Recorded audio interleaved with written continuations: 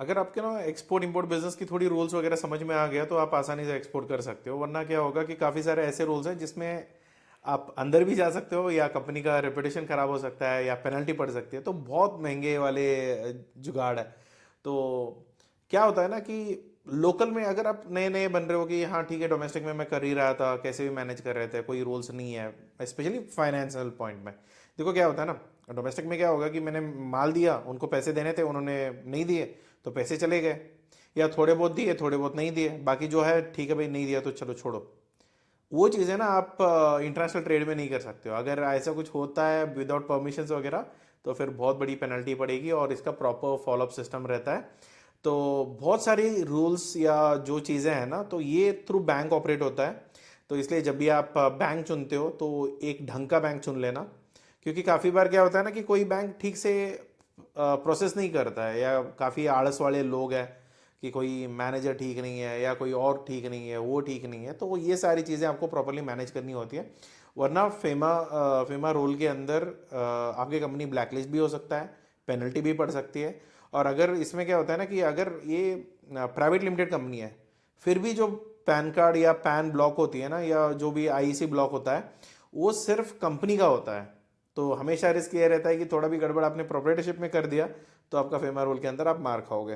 तो overall majorly जब आप फेमा के अंदर या मनी के पैसे के मामलों में आप जब काम करते हो ना, तो आपका क्लियरिटी ये होना चाहिए कि मैं माल भेज रहा हूँ, उसी अमाउंट का वो इनवर्ड पैसे आ रहे हैं, और वही जो टाइम लिमिट दिया गया है उसी टाइम लिमिट में आ जाएगा। तो अगर ये आप फॉलो करते हो तो कोई प्रॉब्लम नहीं है।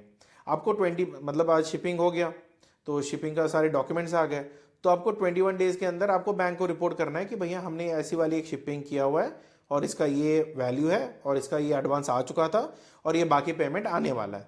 ऐसे कुछ भी हो सकता है, ऐसा कोई फिक्स नहीं है कि आप इसी फॉर्मेट में दोगे, फॉर्मेट कुछ भी हो सकता है, मगर ओवरऑल मैटर तो यही रहेगा कि भैया मैंने माल कितने का बेचा है, कितना आया हुआ है और कितना आने वाला है, कुछ भी हो सकता है। बट यहाँ पे देखो, अगर फॉरेन करेंसी में जब भी आप काम करते हो, जो भी यूएसडी है इंडियन रुपीज़ के अलावा, इवन जब फॉरेन में आप काम करते हो तो यूएसडी भी मैटर करेगी, मगर इंडियन में जो डोमेस्टिक में आप करते हो वहाँ पे कोई नहीं पूछने वाला, तो आप उसको कैसे भी आप मैनेज कर सकते हो। तो यहाँ पे क्या होता है ना, आपका मनी फ्लो कैसा है। फेमा रोल का मेन क्या है ना कि मनी लॉन्ड्रिंग नहीं होनी चाहिए, हवाला नहीं होना चाहिए, ऑफ द बुक में नहीं होना चाहिए, डबल इन्वॉइसिंग हो जाती है। कभी कभी हम क्या करते हैं ना, तो वो तो दिमाग है ना कि भाई हम लोग थोड़ी जुगाड़ वाले हैं, तो हम क्या करेंगे ना, 10 रुपए का माल 6 रुपए में बेचेंगे और 4 रुपए वहाँ पे बचा लेंगे, क्योंकि अगर वो 10 रुपए यहाँ पे 10 रुपए ही आ गया ना, तो फिर हम क्या करेंगे कि हाँ उसको टैक्स भरना पड़ेगा, टर्नओवर में दिखेगा। तो क्या करते हैं लोग, अलग किस्म के हैं, ड्यूअल बिलिंग हो जाता है, अंडर वैल्यू करते हैं, तो फिर कहीं और से पैसे मैनेज करने के लिए देखते हैं। एक तो फेमा के अंदर फंसोगे, आरबीआई आपका ब्लैकलिस्ट कर देगा, बैंक आपका सारा रिकॉर्ड्स वगैरह फ्रीज कर देगा, उसके बाद आपको ईडी वाले पीछे पड़ेंगे। तो इससे अच्छा क्या है ना, एक ढंग होना चाहिए काम करने का, एक अच्छी बैंक के साथ जुड़ो। अच्छा बैंक का मतलब क्या होता है, एक जब प्रॉपरली रेस्पॉन्स करे, एडी कोड जब अकाउंट ओपन हो जाए तो एडी कोड के लिए इमीडिएटली सपोर्ट करे। कुछ बैंक्स होते हैं कि उनके पैर पड़ना पड़ता है कि एडी कोड की एक लेटर के लिए भी, तो बड़ी थोड़ी वो वाली सिस्टम है उनकी। मगर थोड़ा अच्छा वाला बैंक अगर आप देखोगे जो रेस्पॉन्स कर सकते हैं, काफ़ी बार मैं बैंक बोल रहा हूँ, ब्रांच नहीं बोल रहा। ब्रांच में क्या होता है ना, लोग बदलते रहते हैं, कुछ अनपढ़ भी होते हैं जिनको हमको बोलना पड़ता है एक्सपोर्ट में क्या काम हुआ जाता है। क्योंकि क्या है ना कि छोटे छोटे ब्रांचेस होते हैं टायर 2 टायर 3 सिटीज़ में। छोटे क्या, मैं बैंगलोर में भी देख चुका हूँ, काफ़ी ब्रांचेस इतने गंदे हैं जहाँ पे नाम तो बड़ा बैंक है बट ब्रांच इतने गंदे हैं, वो मैनेजर को कुछ नहीं पता, और जो उनके फॉरेक्स हैंडल करते हैं उनको भी बिल्कुल आइडिया नहीं है। तब क्या होता है ना कि उनके हिसाब से आधा अधूरा नॉलेज होता है और बाकी वो हमें फंसा देते हैं। तो इस चक्कर में क्या है ना कि पहले आप अकाउंट जब खोलते हो तो पहली सारी टर्म्स एंड कंडीशंस देख लो कि फॉरेक्स क्या है, फाइनेंशियल्स क्या है, वगैरह वगैरह, उसके अकॉर्डिंग सारी चीज़ें आप एडजस्ट करो। तो मिनिमम एक बैंक आपका चाहिए, और वो भी ढंग का बैंक चाहिए। अगर आप मल्टी बैंक अकाउंट खोलते हो, आपका डोमेस्टिक का भी है इंटरनेशनल का भी है, तो इंटरनेशनल के लिए अलग अकाउंट रखो और डोमेस्टिक के लिए अलग अकाउंट रखो, तो उसका कोई प्रॉब्लम नहीं रहेगा। मेन आपको देखना है आरबीआई का रूल्स जो होता है ना, ये एडी कोड के थ्रू आपका सारा काम होता है, तो वो हिसाब से आप देख लेना। तो फेमा किसकी चिंता करता है, जो पैसे आने चाहिए वो प्रॉपरली आने चाहिए। अगर आपके पास कोई एडिशनल पैसा है तो उसको प्रॉपरली रिपोर्ट होना चाहिए। अगर एक्सपोर्ट का पेमेंट रियलाइजेशन नहीं होता है तो फिर उनको जितने पैसे आने चाहिए ना, तो अगर हम मान के चलो कोई शिपमेंट हो रहा है तो शिपमेंट आपने कर दिया, तो शिपमेंट के सामने आपका इनवॉइस वैल्यू क्या है कि मान के चलो $1000 है, तो $1000 आपके अकाउंट में आ गया और आपने बैंक वालों को बता दिया कि भैया ये पेमेंट आ गया और इसको आप क्लोज करो, उसका EBRC जनरेट करो, तो पूरी साइकिल खत्म हो जाती है, वहां पे कभी भी आपको प्रॉब्लम नहीं आएगा। अगर देखो क्या होता है ना कि कोई पेमेंट आया, एडवांस आ गया, बाकी पेमेंट आया नहीं, तो फिर वहां पे आपको तकलीफ आएगी। दूसरा क्या होता है, एक्सपोर्ट पेमेंट रियलाइजेशन हो गई तो कोई प्रॉब्लम नहीं है। अगर आपको एडवांस पेमेंट आ रहा है फॉरेन बायर्स के पास से, तो अगर शिपमेंट होना चाहिए था मगर हुआ नहीं, तो आपने क्या किया कि पैसे तो रख के बैठ गया कि भैया उसने तो मुझे एडवांस पेमेंट दिया था, तो उसने बाकी पेमेंट भेजा नहीं, तो मेरा माल तो पड़ गया बीच में, तो इसलिए मैंने उसको रिटर्न करने की क्लॉज मैंने डाला था कि अगर आपने एडवांस पेमेंट दिया और आगे का पेमेंट नहीं दिया, आपने शिपमेंट नहीं उठाया, तो मैं पूरा एडवांस आपको रिटर्न नहीं करूंगा। ये तो आपने क्लॉज में डाला है, बट फेमा रूल के अंदर ऐसा नहीं है। आप उसको रिपोर्ट करोगे थ्रू टू द बैंक, तो फिर बैंक RBI को बताएगा, फिर उसको सेटल करेंगे। अगर वो सेटल नहीं होता है तो पैसे आपके पास बच जाएंगे, उसको रिकॉर्ड प्रॉपरली होना चाहिए। और दूसरा होता है टाइम लिमिट, 21 डेज में बैंक को रिपोर्ट करो, 9 महीने के अंदर पैसे निकलवा के लेके आओ। अगर 9 महीने, सिंपल सी लॉजिक है, बच्चा पैदा हो जाता है, राइट, 9 महीने के टाइम पे अगर आपके पैसे नहीं आए तो फिर बैंक को बताना पड़ेगा कि भाई कुछ गड़बड़ है। आप ये नंबर अगर आप नॉर्मली याद रख लोगे तो फिर पता हो जाएगा कि 9 महीने में बच्चा पैदा होता है, 9 महीने में आपका पेमेंट आने जाना चाहिए।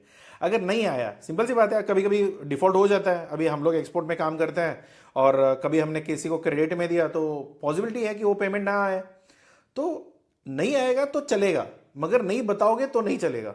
ये बताना पड़ेगा आपको, जाके बैंक को ना रिटर्न में बोलना पड़ेगा। देखो एक्सपोर्ट इंपोर्ट बिजनेस में एक चीज आपको सिंपल चीजें रख लीजिए, आप ना कोई भी चीज वर्बली या व्हाट्सएप पे कम्युनिकेशन नहीं हो सकता, जो भी होगा ऑन ईमेल और प्रॉपर ऑफिशियल डॉक्यूमेंट्स पे ही होगा, तो इतना आपको ध्यान में रखना है। रिपोर्टिंग और डॉक्यूमेंटेशन आप प्रॉपरली मैनेज कर लो तो वहां पे आप सॉर्टेड रहोगे। एक्सपोर्ट कंप्लायंसेस आपको कब मैनेज करनी है, शिपिंग डॉक्यूमेंट हो गया, पेमेंट आपका रियलाइजेशन हो गई, आप बैंक को रिपोर्ट कर दोगे, बैंक RBI को रिपोर्ट कर देगा और आपका EBRC जनरेट हो जाएगा। ये नॉर्मल टिपिकल सिनेरियो में ना यही ऑपरेशन होती है। आपने कोटेशन दिया, उन्होंने ऑर्डर दिया, ऑर्डर के साथ पेमेंट आया, पेमेंट के आने के बाद आपने मटेरियल रेडी किया, मटेरियल चला गया, मटेरियल जाने के बाद उनसे जो बैलेंस पेमेंट आनी थी वो आ गया, और आप बैंक को बोलोगे कि भैया ये शिपिंग ऑर्डर है, ये शिपिंग इनवॉइस है, ये शिपिंग बिल है, ये सारा मैच कर रहा है, इसके अकॉर्डिंगली जो पेमेंट आया वो भी मैच कर रहा है, आप इसको सेटल करो। अगर ज्यादा या कम आता है उसको आपको सेटल करना पड़ेगा या एडजस्ट करवाना पड़ेगा, ये भी आपको ध्यान में रखना है। कम भी नहीं आना चाहिए, ज्यादा भी नहीं आना चाहिए। अगर एडवांस भी आया तो भी बैंक को बताना पड़ेगा, अगर एडवांस नहीं आया तो भी आपको बैंक को बताना पड़ेगा, अगर ऑर्डर कैंसिल भी होता है तो भी आपको बैंक को बताना पड़ेगा। बैंक आपका मेन पार्टनर रहेगा यहाँ पे, क्योंकि आप डायरेक्टली RBI को नहीं जा सकते हो, तो ये आपको क्लियरली ध्यान में रखिए। तो पेमेंट रियलाइजेशन जब पैसे आ जाते हैं, टाइमली आ जाती है और प्रॉपर ऑथोराइज चैनल पे आना चाहिए। काफी बार क्या होता है ना, ये कुछ पार्टनर्स है आज के टाइम पे, कुछ लोगों को हम लोग बोलते हैं पार्टनर्स, बैंकिंग पार्टनर्स। क्या होता है ना, बैंक से अगर आप पैसे लेते हो, थोड़ी उनकी मार्कअप फीस है, वो थोड़े प्राइस बढ़ाते हैं, वो थोड़ी प्राइस वो ठीक से नहीं देते हैं, तो क्या होता है ना, हम लोग एक थर्ड पार्टी को लेते हैं, ये जो काफ़ी सारे पे के नाम से मिलते हैं, एग्जैक्टली नाम नहीं लेना चाहता मगर काफ़ी सारे पे मिलेंगे आपको, मतलब इंटरनेशनल पेमेंट में ना जो भी आप काम करते हो उसका पे एक पे वाला होता है, डैश पे, ये वाला कंपनी का नाम होता है। मगर इन कंपनीज के साथ जब काम करते हो तो आप कम से कम इतना देख लेना उनका AD ऑथराइजेशन है या नहीं है RBI के साथ। अगर नहीं है तो उसका रूटिंग जो होगा ना, अगर वहां पे आपका फॉरेन करेंसी एडजस्ट नहीं होता है, अगर वो ऑथराइज डीलर नहीं है, तो आप बहुत बुरी हाल पे फंस सकते हो। काफ़ी लोगों की डॉक्यूमेंटेशन नहीं होती है, ये हमने फेस किया हुआ है। तो ये सिचुएशन आप दोबारा मत फेस करिए, क्योंकि जो भी अगर आपको पैसे बचाने के चक्कर में बैंक वाला ज़्यादा चार्ज करेगा, ये लोग कम चार्ज करेंगे, इसके चक्कर में आपने शिपमेंट तो करा दिया बट रूटिंग इनसे कराया और बाकी सारी चीज़ें, डॉक्यूमेंट्स का फ्लो नहीं आप मैनेज कर पाओ, तो फिर दिक्कत आ सकता है। तो प्लीज़ इसका रियलाइजेशन प्रॉपरली ध्यान में रखिए। पैसे तो आ गए मगर सही ढंग से नहीं आए तो फिर भी उसको इलीगल माना जाता है। तो आप ये जो रूल्स है ना, बहुत अच्छे भी हैं, बुरे भी हैं। अगर आपने फॉलो कर लिया तो कोई प्रॉब्लम नहीं होगी, अगर इसको थोड़ा भी ऊपर नीचे आपने छोड़ दिया ना, कहीं पे लूप होल छोड़ दिया, तो ये आपके गले का फंदा बन जाएगा, फिर बाद में आपको दिक्कत होगी, राइट। तो एडवांस में क्या होता है, आपको फुल पेमेंट लेने के अलाउड है, पार्शियल पेमेंट लेना अलाउड है, फिर एडवांस ले सकते हो। अगर मगर क्या है ना, जब भी आप कुछ भी करते हो ना, बैंक को इन्फॉर्म करो। अगर ये ऑर्डर्स कैंसिल भी होते हैं तो बैंक को इन्फॉर्म करो। अगर कहीं पे मैंने ये बोला है कि भैया मैं टी शर्ट बना रहा हूँ, आप मुझे एडवांस पेमेंट दे दो, मैं प्रोडक्शन शुरू करता हूँ। अभी मैंने प्रोडक्शन शुरू कर दिया, आधा काम हो गया, अभी वो बाकी का पेमेंट जो होता है ना, ये स्लैब के बाद स्लैब बाय ड्यूरेशन में मैंने पेमेंट मांगा था, तो उन्होंने दूसरी पेमेंट दिया नहीं। तो मैंने उनको काफ़ी सारे मेल भेजा। तो उसके बाद एक लिमिट के बाद क्या होता है ना कि मैं बाकी का तो खर्चा मैं अपनी जेब से तो नहीं डालने वाला।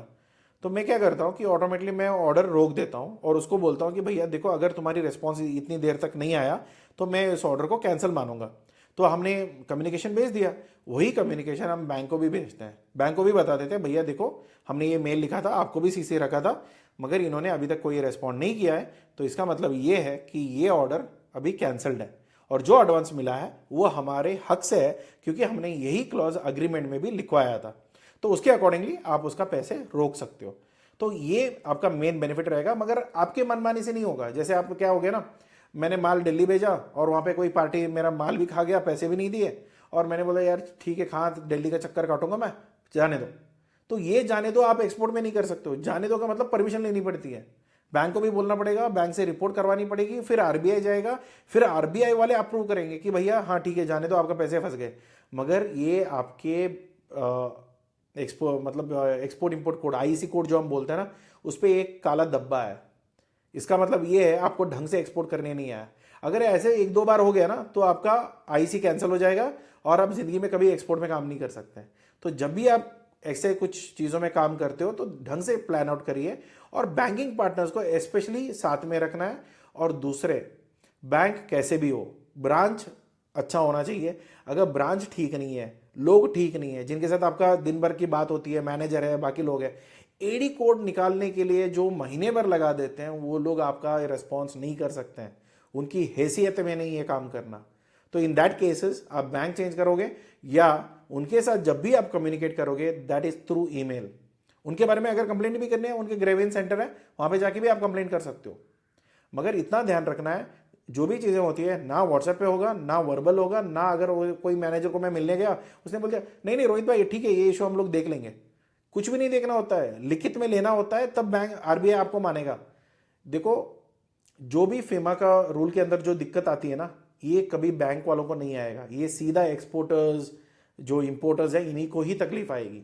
आपको प्रॉपरली मैनेज करना होगा, जब पैसे आ रहा है या जा रहा है, किस चीज़ में जा रहा है, किस चीज़ में आ रही है, और किस रूट से पैसे आ रहे हैं, ये प्रॉपरली आपको फंक्शनैलिटी मैनेज करना है, वरना आप बहुत बुरी हाल पे फंस सकते हो। अगर इसमें फंसोगे तो फिर आपका पूरा कंपनी का रेपुटेशन डूब जाएगा, आप ब्लैकलिस्ट हो जाओगे, और दूसरा आपने इतने टाइम पे कितना भी मेहनत करके आपने कंपनी खड़ा किया हो वो सब चला जाएगा। तो आपका पैसे काफ़ी इंपॉर्टेंट है, कैसे आएगा ये भी इंपॉर्टेंट है। सिर्फ पैसे लाना एक ही मकसद नहीं है, पैसे कैसे आएगा वो भी आपको प्रॉपरली प्लान करना पड़ेगा। तो ये जो बैंक्स है ना, इनको प्रॉपरली आप ईमेल पे रखो। इनकी क्या होता है ना, ब्रांच के ऊपर जोनल होता है, फिर एक क्लस्टर होता है। अगर ब्रांच वाला नहीं मान रहा तो जोनल वाले को पकड़ो, जोनल वाला नहीं मान रहा है तो क्लस्टर वाले को पकड़ो। किसी ना किसी, वो क्या होता है ना, इनको ना लात मार के काम कराना पड़ता है। Sorry for the bad language, मगर ये है ऐसे। कुछ बैंक्स डिजर्व करते हैं, क्योंकि उनकी प्रोफेशनलिज्म क्या होती है ना, मौत आ जाती है उनको कि काम करने के टाइम पे। यहाँ पे हमारी सारी पैसे हमारी मेहनत, देखो end of the day bank भी कमा रहा है हमसे, ऐसा नहीं कि वो फ्री में कोई चैरिटी हमको कर रहा है। मगर जब हम बैंक से हमसे कमा रहा है, जब हम कोई सर्विस मांगने जाते हैं वो भी अगर ढंग से नहीं देते ना, तो फिर वहाँ पे आती है दिक्कत। तो ऐसे बैंक या ऐसे ब्रांचेस अगर प्रॉपरली सपोर्ट नहीं करते हैं, तो उनकी हेड ब्रांचेस या उनकी ग्रेवियंस है, फिर आरबीआई है, डायरेक्टली उनको रिपोर्ट करके आप उनकी जो भी इश्यूज है उसको सॉल्व कर सकते हो। बट इसका पीछे पड़ के काम कराना काम आपका है, ये बैंक का जिम्मेदारी नहीं है, इतना ध्यान में रखो। तो यहाँ पे क्या होगा कि बायर ने डिफॉल्ट कर दिया, डिफॉल्ट का डॉक्यूमेंटेशन रहेगा, अगर कैंसल्ड है तो कैंसिल नोटिस रहेगा, फिर वो सारे डॉक्यूमेंट्स आप मिला के क्या करोगे, बैंक को ईमेल कर दोगे कि भैया हमारा इस ट्रांजैक्शन में ऐसा ऐसे हुआ है और इस चीज़ की वजह से हमारे पैसा एक्स्ट्रा आया हुआ है या पैसे आएंगे नहीं। तो इसका अप्रूवल के लिए आप उसको राइट ऑफ या उसको सेटल करने के लिए आप बोल देना। तो उसमें क्या होगा कि फिर वो आरबीआई को लिखेंगे, वो आरबीआई वाले ट्रैक करके देखते हैं कि क्या क्या चीज़ें हुई है, तो फिर उसके बाद उसका जो करना है वो कर देंगे। मगर अभी ऐसा बार बार होने लगा तो फिर ऑब्वियसली आपके ऊपर थोड़ी वो डाउट भी आएगा, वो स्क्रूटनी भी करेंगे, देन ऑडिट के ऊपर आपको पता चल जाएगा कि आपका इशू कहाँ पे है। ऐसा है तो फिर आपको ब्लैकलिस्ट कर देंगे, तो फिर उसके बाद आप एक्सपोर्ट भी नहीं कर सकते। तो आरबीआई की जो काफ़ी लोगों को लगता है ना सर हम छोटी कंपनीज है, कौन ध्यान देता है, सब पे ध्यान देता है। छोटी कंपनीज ही गलतियां करती है और छोटी कंपनीज ही फंसती है, बड़ी कंपनीज नहीं फंसते हैं, राइट। अगर आपको डाउट है तो जितने इंडिया से भाग चुके हैं तो उनका देख लेना एक बार, कोई भी वो बड़ा आदमी जो बड़ा था पहले जो पैसे लेके भागा है वो कोई ऐसे नहीं फंसा है। फंसते तो हमारे जैसे लोग हैं, हम और आप जैसे लोग, तो वो थोड़ा ध्यान रखो। तो इसलिए क्या है ना, रूल्स फॉलो कर लेना, आपको दिक्कत नहीं है। तो आरबीआई का जो ये होता है एक प्रॉपर अथॉरिटी होती है, उसके ऊपर आपका ध्यान रहना चाहिए। अगर कहीं पे कोई गड़बड़ हो गया फीमा रूल के अंदर आप अंदर फंस सकते हो। इसके बाद आता है रेमिटेंस, उसके बाद आता है ईबीआरसी। अगर आपने प्रॉपरली ईबीआरसी क्लोज नहीं किया, मतलब क्या है ईबीआरसी का सिंपल मतलब है कि बैंक के पास हमारा जो ट्रांजैक्शन हुआ था उसका पैसा आ गया, तो बैंक को बोलना पड़ेगा कि भैया देखो हमारे सारे पेमेंट आ गए, ये इनवॉइस है, ये शिपिंग बिल है और ये हमने सारे एक्सपोर्ट कर दिए और इसको अभी सेटल करो। वो सेटल करके जो निकालते हैं ना फाइनल कॉपी, उसको बोलते हैं ईबीआरसी, बैंक रियलाइजेशन सर्टिफिकेट। मतलब आपने जो माल भेजना था वो भेज दिया, जो पैसे आने थे आ गए और ये अभी क्लोज्ड है। अगर ये कौन करेगा, आपको करना पड़ेगा, मगर किससे कराओगे, बैंक से कराओगे। बैंक की ऑटोमेटिक जिम्मेदारी होती है, बट हाँ फिर भी कुछ बैंक होते हैं अपनी मर्जी से करने वाले, कुछ गवर्नमेंट होते हैं, कुछ प्राइवेट वाले गवर्नमेंट होते हैं। तो होते तो प्राइवेट बैंक है मगर एटीट्यूड सारे गवर्नमेंट के रखते हैं, तो फिर क्या ही कर लोगे, राइट। तो इसमें आपको क्या क्या होता है ना, बैंक कैसे रिस्पॉन्ड करता है। तो वर्बल फॉलोअप्स कोई वैल्यू नहीं है। वर्बल मतलब जबान से जब आप बात करते हो ना, आप जाके उसको ना बोलोगे कि बैंक मैनेजर इसमें बताओ आप कैसे करना है, क्या करना है, ठीक है, वो बोलेगा मैं देख लूंगा, नहीं। जो भी है उसको मिल के आओगे, जो भी बातचीत हुई है उसको ईमेल में रिकॉर्ड करो, उसको बोलो मिनट्स ऑफ मीटिंग्स या मिनट्स ऑफ अंडरस्टैंडिंग जो भी है उसको लिख के ना उसको ईमेल डालो कि भैया देखो हमारी ये बातचीत हुई है और ये हमने रिपोर्ट कर दिया। इसके बाद हमारी जिम्मेदारी नहीं होती, वो बैंक की जिम्मेदारी होती है। उसके कुछ दिनों के बाद उनको बोल देना कि कितने दिन में ये फॉलोअप है। तो काफ़ी सारे मैं आगे जाके मैं बताता हूँ कि ईमेल में फॉलोअप्स कैसे ट्रिगर करते हैं। तो गवर्नमेंट ऑफिशियल्स भी आपको रिस्पॉन्ड करेंगे, तो ऐसा नहीं कि गवर्नमेंट वाले नहीं करते हैं। अगर आपको ढंग से फॉलोअप करना आता है तो फिर वो भी हो जाएगा, राइट। मगर एक चीज़ आपको ध्यान में रखना है, ये पूरी ट्रेडिशनल मतलब ये प्रोफेशनल बिजनेस है। आपको जो भी चीज़ें होगा एक प्रॉपर कम्युनिकेशन तरीका है, उसी तरीके के हिसाब से आपको बात करनी है। कहीं पे आप ये नहीं होगा कि पैसे फंस गए मतलब आप उनको ऊपर गुस्सा दिखा रहे हो, वो रिस्पॉन्ड नहीं कर रहे हैं तो वो कहानी बना रहे हैं तो फिर आप उसको जाने दोगे, ऐसा कुछ नहीं है। प्रॉपरली आपको जो भी रहेगा ये आपको ईमेल थ्रू रिकॉर्ड करना है। अगर उनसे रिस्पॉन्ड नहीं आती है तो उनके ग्रेवेंस जो भी है, उनके हेड ऑफिस है, उनके कंप्लेंट सेंटर है, वहाँ पे जाके उनको ईमेल लिख दो। अगर उसके बाद भी रिस्पॉन्स नहीं आती है तो आरबीआई जिंदाबाद है, उससे हम कुछ नहीं कर सकते। देखो इंडिया में क्या है ना कि हम किसी को बोल सकते कि क्या करना है, उसके बाद अगर वो करे या ना करे और वो हमारे एम्प्लॉयज़ भी नहीं है तो फिर वो बैंक देख लेगी जैसे भी है, राइट। तो ये क्लियरेंस एक्शन है। तो यहाँ पे अगर कोई गड़बड़ी होती है, एडजस्टमेंट करना है, राइट ऑफ करनी है। राइट ऑफ मतलब नहीं आएगा पैसा, खत्म हो गया, डूब गया पैसा, इसको अभी खत्म करो। एडजस्ट क्या होता है कि एडवांस आ गया, थोड़ा एक्स्ट्रा पैसा आ गया। अभी क्या होता है ना, $1000 आने चाहिए थे मगर अभी एक बार मुझे 800 आया, दूसरे बार में मुझे 800 आया। अभी 800 800 $1000 के बीच में दो पेमेंट कैसे आ गए। एक्चुअली 1000 आना चाहिए था, 800 आया मतलब 200 आना चाहिए था, मगर यहाँ पे तो 1600 हो गया। तो अभी क्या होगा ना कि 1000 का जो है ना इस इनवॉइस पे सेटल करोगे और बाकी 600 जो है वो बाकी नेक्स्ट ऑर्डर के लिए एडवांस पेमेंट रहेगी। ये प्रॉपर क्लियरली आपको रिटर्न में बैंक वालों को बताना पड़ेगा और उनको उसी हिसाब से रिकॉर्ड करनी पड़ेगी, तभी आरबीआई में प्रॉपरली ये सेटल होगा। वरना क्या होगा कि यहाँ पे एक्स्ट्रा दिखेगा, कहीं पे कम दिखेगा, आपका बुक सेटल नहीं होगा, फिर सारे ईबीआरसी नहीं निकलेगी। ईबीआरसी अटकेगी तो मतलब पूरी आपका साइकिल अटक गया। जितने आपके पेंडिंग ईबीआरसीज है तो वो आपका फांसी का फंदा बन जाएगा बाद में, ठीक है। तो डॉक्यूमेंट्स क्या क्या मेंटेन करना है, कोई भी डॉक्यूमेंट ऐसा नहीं कि शिपमेंट हो गया मैं खुश, पैसे आ गए तो खत्म, नहीं। ये 5 से 6 साल 10 साल तक भी आपके पीछे पड़ते हैं। तो कभी भी कोई भी सॉफ्टवेयर अगर आप लेते हो जिसमें डॉक्यूमेंट वगैरह मैनेज करते हो, उसको कभी बंद मत करना। अगर बंद भी करते हो तो सारे डॉक्यूमेंट डाउनलोड करो, उसको प्रॉपरली एक फाइल में अपलोड करो, एक क्लाउड में मेंटेन करो, क्योंकि हार्ड डिस्क वगैरह कुछ जल गया, कुछ खराब हो गया तो चला जाता है। But end of the day आपको ये प्रॉपरली मेंटेन करना पड़ेगा, वरना आपका पूरा फंस जाएगा। तो इसमें क्या होता है, आईसी कोड हो गया, अग्रीमेंट हो गया, प्रोफॉर्मा इनवॉइस हो गया, फाइनल डॉक्यूमेंट्स हो गए, शिपिंग बिल हो गया, बिल ऑफ लीडिंग हो गया, एयरवे बिल हो गया, ईबीआरसी हो गया, बैंक की जो ईमेल्स और अप्रूवल्स, ये दोनों का ईमेल ट्रेल। ऐसा नहीं कि एक बार ईमेल ट्रेल क्या होता है कि हमने एक ईमेल भेजा, उनका एक रिप्लाई है, फिर दोबारा हम लोग ईमेल नया लिख रहे हैं, नहीं। एक ही ईमेल के नीचे जो रिप्लाई खेलना होता है ना, वो उसी पे ही करना होता है, दोबारा नया मेल नहीं लिखना होता है। अगर लिखा है तो फिर उसका अलग से प्रिंट आउट निकाल के रख दो। नॉर्मली क्या वायलेशंस होती है, जब एक्सपोर्ट हो जाता है तो पेमेंट आती नहीं है, अगर पेमेंट आ गई तो उसके कोई बताता नहीं है, अगर एक्सपोर्ट हुआ भी है तो भी बैंक को कोई रिपोर्ट नहीं करेगा। काफ़ी बार क्या होता है कि इनवॉइस सेटलमेंट या जो भी एडजस्टमेंट होता है वो हम लोग करते हैं कि 600 तुमने बैंक को ट्रांसफ़र किया, ठीक है मेरा भाई वहाँ पे है, उसको $400 दे दो।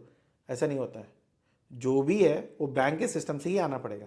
भले ही आप उधर गए हो, उस हाथ से पैसे दे भी रहा है, वो नहीं लेना है, क्योंकि वो तरीका नहीं है बिजनेस करने का। तो एक्सपोर्ट इंपोर्ट बिजनेस सारा सब कुछ बैंक थ्रू ही ऑपरेट होता है, ध्यान में रखो। इसमें कहीं पे भी जाके आप आगे फंसोगे तो फिर कंसल्टेशन के लिए आ जाना, उसके ऊपर आपको बाहर निकालने के लिए बहुत ज़्यादा पैसे खर्च होंगे। तो रूल्स फॉलो करोगे तो बहुत अच्छी बात है, अगर नहीं फॉलो होता है, कहीं पे गलती हो जाती है, तो ठीक है हम बैठे हैं आपको निकालने के लिए, ठीक है। तो यहाँ पे बैंक की जो कम्युनिकेशन है, अगर बैंक आपको कुछ पूछता है तो प्लीज़ बैंक को रेस्पॉन्ड करिए। इसलिए काफ़ी बार क्या होता है ना, बैंक ना जब आप एक्सपोर्टर बोलते हो ना तो बैंक भी थोड़ा बहुत हिचकिचाता है कि यार हमारे हैसियत में नहीं है, हम कैसे आपको सर्विस देंगे। तो ये वाला फीलिंग उनको अंदर से तो आ जाता है, बोलते तो नहीं है बट वो है, ठीक है।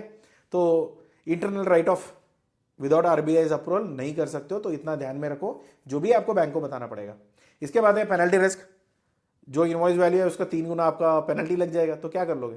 मतलब $1 लाख का अगर आपको पेनल्टी पड़ा है, मतलब इनवॉइस वैल्यू है उसका 3 गुना फाइन, मतलब क्या ही करोगे यार, बिजनेस ही क्या कर सकते हो, राइट।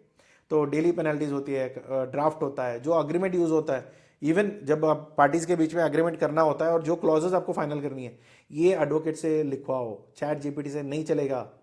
चैट जीपीटी एक हद तक आप मान सकते हो, मगर ये लीगल डॉक्यूमेंट नहीं होता है ना, अगर ये प्रॉपर एक एडवोकेट या लीगल जो एडवाइजर्स होते हैं उनके थ्रू अगर ये अग्रीमेंट प्रिपेयर नहीं हुआ है ना, तो कहीं ना कहीं थोड़ी ना थोड़ी फ्लॉज कहीं पे बच जाती है, तो फिर उसके बाद आप फंस सकते हो। बस एक बार का खर्चा है, एक बार किसी एडवोकेट को ना, किसी भी नहीं, मतलब जो इंटरनेशनल ट्रेड में काम करते हैं उनको देके आप एक बार अग्रीमेंट बनवा लो, और वो अग्रीमेंट को आप फॉरवर्ड कैरी करो, तो कोई प्रॉब्लम नहीं, सिर्फ नाम बदलना होता है, बाकी सारा प्रोडक्ट कंटेंट सारा सेम रहेगा, पेमेंट टर्म आप डिसाइड कर सकते हो, तो थोड़ी थोड़ी गैप्स रहेगी, वो आप थोड़ा चेंज करके उसको एग्जीक्यूट करो। अगर उसके कोई भी क्लॉज आप निकालते हो या ऐड करवाते हो तो फिर अगेन आपको पास एडवोकेट के पास जाना पड़ेगा, क्योंकि आप डायरेक्टली डिसाइड नहीं कर सकते हो, क्योंकि कुछ चीज़ें नहीं होती है प्रैक्टिकली बिजनेस में। अगर बिजनेस में तो आपने लॉजिकली डाल दिया, मगर वो लीगली या बिजनेस वाइज या कंप्लायंस रूल्स वाइज ना वो मैच नहीं करता, तो भी दिक्कत हो सकता है। गोल्डन रूल है, जब भी आप कोई भी पेमेंट करते हो तो उसका प्रॉपरली ट्रैक रखो।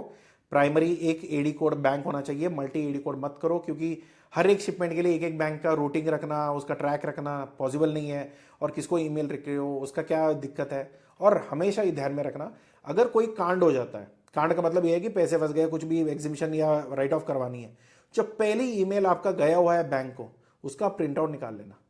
वो बाद में कुछ भी हाथ खड़े कर सकते हैं, मगर आपकी जो पहली ईमेल है, जो भी ऑफिशियल ब्रांच मैनेजर उस टाइम का है और जो उनकी कस्टमर केयर की है, वहाँ पे प्रॉपरली अगर आप लिख दोगे तो वो यहाँ से नहीं भाग सकते हैं या वो हाथ नहीं खड़ा कर सकते हैं। तो इतना ध्यान रखो। इसमें ईमेल लिखते हो तो थोड़ी बहुत बैंक जिम्मेदारी लेना चाहिए, और जिम्मेदारी लेते भी है, क्योंकि वो ऑफिशियली रिकॉर्ड होता है, उसी को आप आगे भेजोगे तो उनकी नौकरी भी जा सकती है। तो काफ़ी बार वो होता है कि एक लीगल राइट्स होता है। सर अगर वो ब्रांच मैनेजर ने नौकरी छोड़ के दूसरे बैंक ज्वाइन कर लिया, देखो बैंक आप चेंज करो, कुछ भी करो, उनके पीछे भी पड़ा रहेगा कि अगर आपने किसी बैंक में काम किया है, अगर वो लीगल इश्यू आ गया तो फिर आप पुराने बैंक में भी अगर किसी एम्प्लॉय का कुछ भी गड़बड़ हुआ है वो भी फंसेंगे। तो उसका कोई इतना लाइटली आप मत लीजिए, जो भी रहेगा वो सॉर्टेड रहेगा। तो कोई शॉर्टकट नहीं है, कोई जुगाड़ नहीं है, जो भी रहेगा रिटर्न में रहेगा। अगर कोई बोलता है कि अरे छोड़ो मैं मैनेज कर लूँगा, मैं एडजस्ट करवा दूंगा, कुछ एडजस्ट नहीं होता है, सब कहानी है। जब उनके ऊपर आती है तो वो हाथ खड़ा कर देते हैं, फिर आप ही फंसोगे, इतना ध्यान रखो। शिपमेंट, अगर एक्सपोर्ट का वैल्यू और शिपमेंट इनवॉइसेस दोनों मैच नहीं कर रहे तो भी तकलीफ है। अकाउंटिंग और फेमा कंप्लायंसेस मैच नहीं होता है तो तकलीफ है। कॉन्ट्रैक्ट और आरबीआई रूल्स या आरबीआई अप्रूव नहीं होता है तो भी तकलीफ है। आप कुछ भी करके जो भी वे ऑफ करना है कर दिया, सेटल कर दिया सब कुछ, हाँ ठीक है जाने दो, इतना सब करने के बाद आपने उसको सेटल करके चुप हो गए तो वो भी गलती है, वो भी वायलेशन है। आप ऐसे चुप नहीं हो सकते हैं। फिर उसके बाद डॉक्यूमेंटेशन का प्रॉपरली प्रोटेक्शन रखिए, वरना फिर आपका बिजनेस खराब हो सकता है। तो यहाँ पे मेन लाइन ये है कि अगर यहाँ पे पैसा कमाना एक ही नहीं है, कैसे कमा रहे हो और किस तरीके से आप उसको मैनेज कर रहे हो, ये बहुत इंपॉर्टेंट है। और यहाँ पे अगर आपने कहीं पे कोई गड़बड़ी हो गई, कुछ गलत हो गया, उसके इश्यूज भी आएंगे, उसके कंप्लायंसेस भी, कॉम्प्लिकेशंस भी आएगी, और उसके ऊपर आगे जब आप काम करते हो ना, वहाँ पे थोड़ा बहुत वो दिक्कत आना शुरू हो जाता है। तो थोड़ा संभाल के जब भी आप काम करते हो ना, थोड़ा ये एक बेसिक कॉमन सेंस वाली काम है कि मैं करूं या ना करूं, मुझे पता नहीं है तो कंसल्टेशन बुक कर लो, थोड़ा पूछ लो जिनको आता है, या बैंक के पास चले जाओ, उनसे अच्छा कोई और नहीं है। अगर वो लोग गलत कुछ गाइडेंस करते हैं तो उनकी जोनल मैनेजर या कोई और फॉरेक्स डिपार्टमेंट में पूछ के देखो, तो ये ओवरऑल आपको बेनिफिट मिलेगा।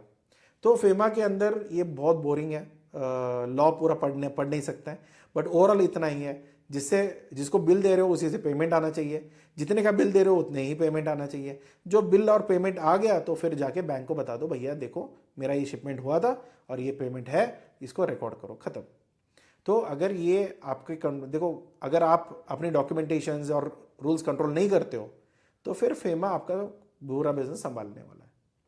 तो इसमें पूरी पीस ऑफ माइंड भी चला जाएगा, पैसे भी अटक जाएंगे, जो बैंक में पैसे आए थे वो भी फ्रीज हो सकते हैं। तो अगर प्रोप्राइटरी है तो फिर पूरा ही अकाउंट फ्रीज हो जाएगा। तो ये सारी चीज़ों से अवॉइड करिए। अगर कोई मदद चाहिए होगा तो नीचे काफ़ी सारे लिंक्स हैं, तो वो यूज़ करिए। मिलते हैं अगले वीडियो में। अगर ये वीडियो पसंद आया तो सब्सक्राइब करिए, लाइक करिए। अगर आप सीरियसली एक्सपोर्ट इंपोर्ट बिजनेस सीखना चाहते हैं, करना चाहते हैं, या एक्सपोर्ट इंपोर्ट बिजनेस में मदद चाहिए, तो हमारी कॉन्टैक्ट डिटेल्स नीचे हैं, वहाँ पे आप ढूंढ के कॉल कर लीजिए, बात करते हैं। Okay, thank you so much, take care, bye bye.